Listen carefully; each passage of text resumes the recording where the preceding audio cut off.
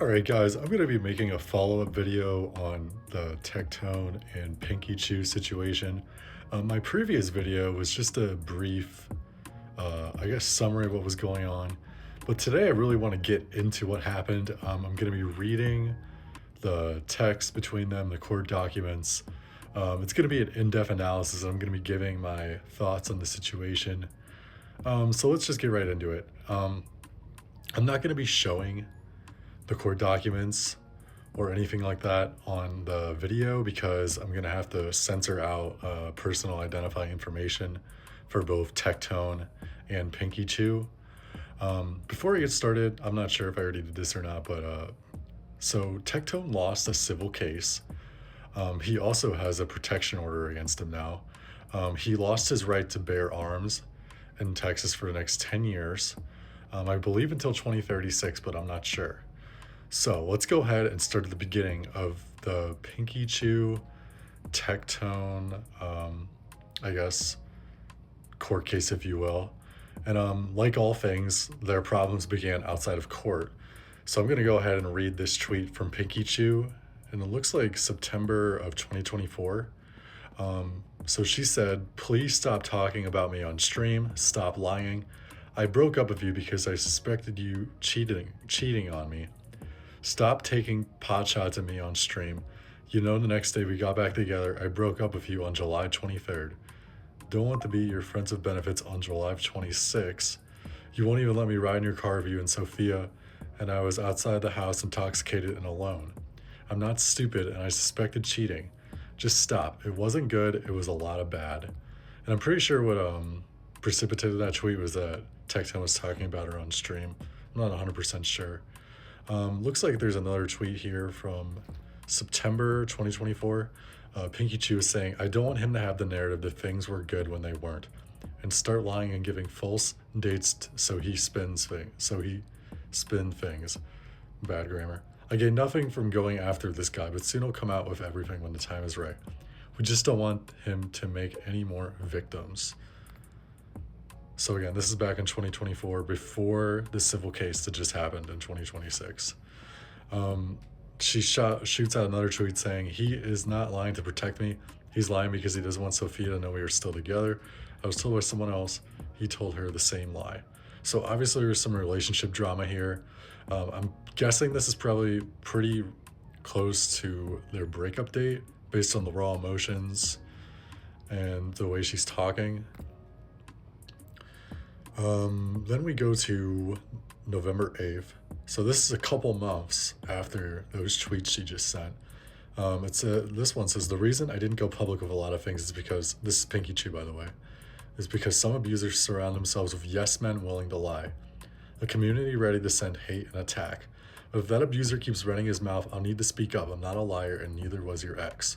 She's obviously talking about Tectone here. "I'm really sick of getting sent clip after clip of him name dropping me and calling me names just like he did all the time. I had someone calling me bad words in chat, then got banned off Twitch, so this is his final warning." And then she tweeted, "Been trying to move on peacefully, but your org member is sending harassment. DMs are open, I could send you the clips." And she was adding OTK network in that tweet. Okay, so that's a little bit of a, I guess, what led up to the court case. Now I'm actually going to go into the court documents and talk about it. So I'm not sure what the official name of this is called, but these are the documents that were submitted in order to try to get the protection order put in place. Also, I'm not really sure if all this information was meant to be put out, but I'm sure it was either put out on accident or someone put it out directly, or maybe it was meant to be put out. I'm not sure, but I'm just going to go ahead and go over it. So this is Pinky Chew listing the different times that she is saying Tectone essayed her. This is pretty graphic, so I'm going to try to censor some of the more graphic details. You're going to have to connect the dots as to what's going on, because I'm not going to say some of this explicit type stuff. So this is Pinky Chew here. The date of the incident was May 28th or 29th, 2024. She states, "I was lying in bed with Tectone when he asked me to be intimate with him. I had recently gotten a lip injection procedure and told him my lips hurt and I didn't want to. He then pushed my head down and didn't let go until I was intimate with him. My lips hurt significantly and the filler migrated around my face because of this incident. And this was not reported to the police, but it was right away anyways, but it was later reported to the police around January 22nd. Incident number 2, I was crying. This is Pinky Chew again. Date of incident 2024. I was crying by the side of the bathtub and Tectone grabbed my head, shoved it down below, and said that my crying turned him on. That's it for the second incident. Third incident, March 2024. Tectone told me he wanted to be intimate with me. I had recently gotten an augmentation. I was told by the doctor not to lay on my stomach while I was recovering. I told Tectone that I didn't want to be intimate with him because of this. While I was sitting up, he pushed me down and forced me to be intimate with him. He would not let go of my head unless I complied, so I gave in to his demand until he was finished. This also is not reported to the police right away.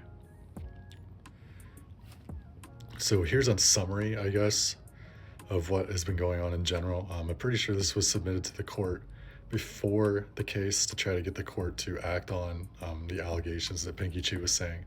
I'm going to try to read through this real quick.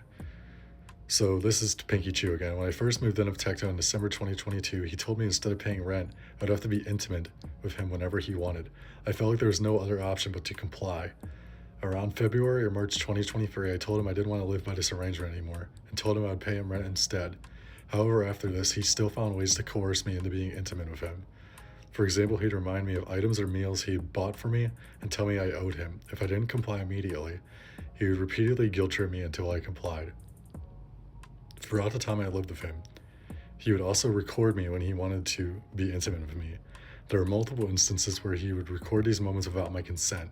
That kind of sounds like somebody else that we know, that I'm not going to say directly. There are also at least 2 incidents during being intimate where he pushed my head down without my consent and I threw up. These incidents happened so often it became difficult for me to remember when each one occurred.